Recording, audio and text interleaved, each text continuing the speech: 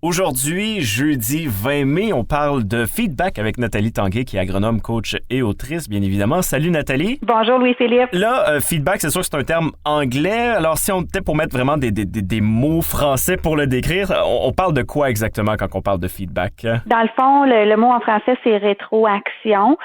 Donc, c'est un retour, c'est un commentaire qu'on se veut idéal, qu'on veut positif et constructif là, pour la personne à qui on fait ce retour-là. Et c'est quelque chose qui est utilisé au sens large, là. Par exemple, si je participais à un barbecue et que j'allais voir la personne qui cuisine et je dis « Hey, tu retournes les steaks, mais avec une justesse incroyable », ça serait considéré comme une rétroaction? Oui, absolument. Okay, c'est un feedback, c'est une rétroaction. D'accord. Pourquoi est-ce que c'est quelque chose de pertinent à maîtriser? En fait, en particulier en milieu de travail, hein, vous savez, je travaille beaucoup dans le domaine agricole, donc si on fait un feedback positif, ça va nous permettre de valoriser, augmenter l'estime de soi d'une personne. Un feedback constructif va nous permettre de modifier un comportement, mais d'une façon avec doigté. Puis, si notre feedback est positif et constructif, ça peut nous permettre de renforcer le sentiment de compétence et de favoriser le développement de l'autre personne. OK. Bon. Comment est-ce qu'on fait dans ce cas-ci? Comment est-ce qu'on fait un bon feedback avec quelqu'un?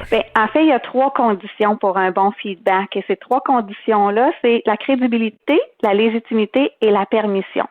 Donc, la crédibilité, c'est que si la personne, mon employé est toujours en retard et je veux lui faire un feedback là-dessus, que moi aussi je suis toujours en retard, je suis pas bien crédible. Donc, on doit s'assurer de pouvoir donner l'exemple. La légitimité, si c'est mon employé, moi je suis son patron ou je suis son superviseur, j'ai la légitimité de lui faire ce feedback-là. Et la permission, c'est aussi simple que de lui demander, est-ce que je peux te faire un feedback sur une situation que j'ai remarquée? Ce que ça fait, la permission, c'est que ça crée de l'ouverture pour que l'autre entende ce qu'on a à lui proposer, à lui exprimer. Et est-ce qu'il faut faire attention sur certaines choses? Est-ce qu'il y a des pièges dans lesquels il ne faudrait pas tomber? Oui, c'est sûr que bon feedback là doit être basé sur des faits et non juste sur des oui-dire, des salaires. Donc, on doit être concret avec des faits. On doit le faire au bon moment aussi. Si on tarde trop, ça risque de pas avoir autant d'impact. Et on doit vraiment s'assurer aussi d'apporter notre critique constructive basée sur un comportement et non sur la personnalité de la personne. OK. Donc, mettons qu'on résume tout ça là, dans une espèce d'échéance, on va dire, là, les 4 étapes pour faire un bon feedback, ça se trouve être. Oui, bon, d'abord, comme tout à l'heure, j'ai mentionné la permission, donc c'est la première étape. On demande la permission. Deuxième étape, on décrit le comportement qu'on observe. C'est là qu'on est plus sur les faits. Donc, par exemple, ça fait 3 matins en ligne que tu es en retard à la ferme. Donc, ça, c'est un fait et c'est concret, puis c'est le comportement qu'on observe. Troisième étape, c'est on décrit les conséquences. Donc, nous, en conséquence de ces retards-là, on se retrouve tous à partir pour les champs plus tard et on perd des heures précieuses, on perd des minutes précieuses de beau temps pour travailler et ça étire nos journées. Et la 4e étape, c'est qu'on explore une piste d'amélioration avec la personne.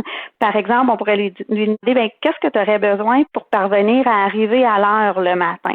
Donc, on se met un petit peu plus en mode coaching pour l'accompagner à trouver ses propres solutions, à prendre conscience de son comportement et à trouver ses propres solutions pour améliorer les choses. Eh bien, Nathalie, si le timing est bon, j'aimerais te dire que tu es excellente en vulgarisation pour nous présenter c'est des concepts comme ça à toutes les 2 semaines et résultat, c'est qu'on comprend un peu mieux comment socialiser et travailler ensemble avec nos relations. Alors, merci beaucoup. On se revoit dans 2 semaines. Merci à toi pour le feedback positif et constructif. On se revoit dans 2 semaines. Salut, Nathalie. À dans 2 semaines. Et vous écoutez Bye Bye Boulot FM 103.7. On vous rappelle, nos entretiens avec Nathalie sont disponibles dès maintenant sur le radio-acton.com sur l'onglet Bye Bye Boulot.